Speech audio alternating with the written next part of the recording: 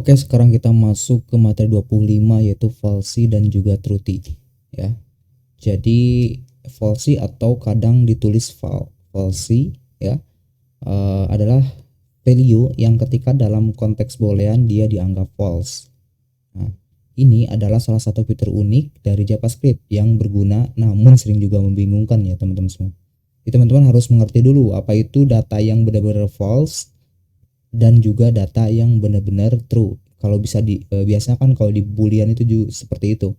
Nah, ini juga bisa kita gunakan menggunakan pengecekan if ya, if statement, lalu misalkan parameter atau kondisinya itu apakah dia bernilai true atau bernilai false. Nah, kadang-kadang di bahasa pemrograman JavaScript juga nilai string yang bernilai kosong itu dianggapnya false.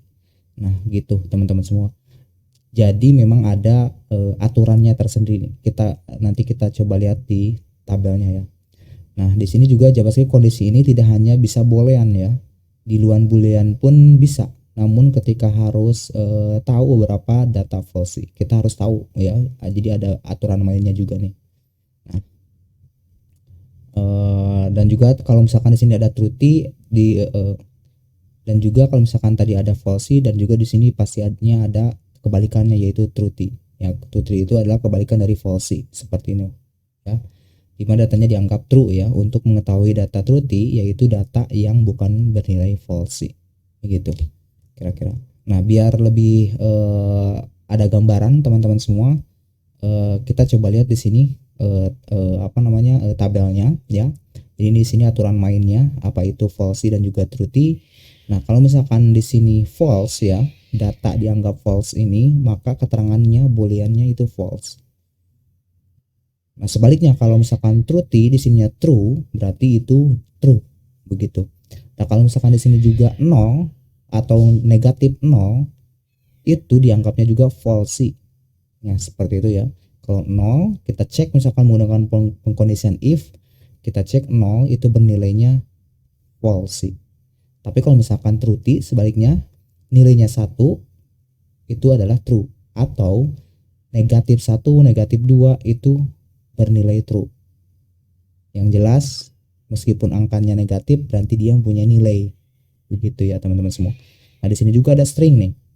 Mau string kutip 2 atau kutip 1 atau menggunakan backtick tapi isinya kosong, itu dianggapnya false. Begitu. Kalau misalkan di dalam stringnya itu false string ya, false string, itu dianggapnya true. Nah, teman-teman semua di sini jadi sedikit agak membingungkan.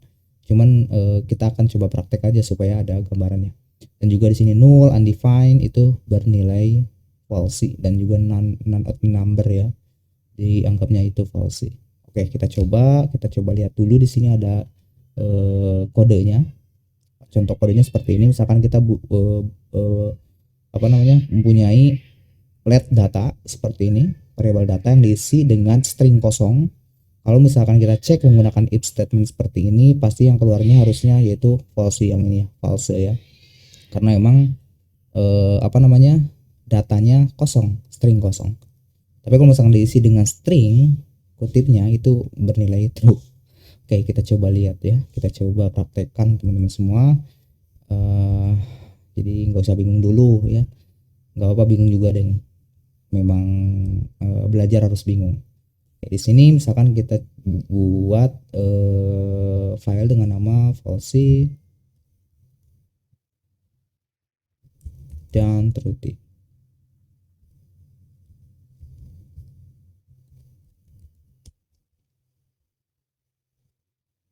Oke, kita buat HTML seperti biasa.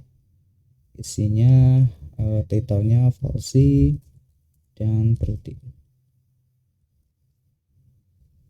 Script. Oke, di sini kita buat let data misalkan. Isinya tadi apa? String kosong seperti ini. Kalau misalkan kita coba if gunakan cek datanya seperti ini. Lalu kita gunakan dokumen.writeLine aja, kita print aja menggunakan dokumen .writeLine. Misalkan kalau misalkan true dia true, misalkan dia true.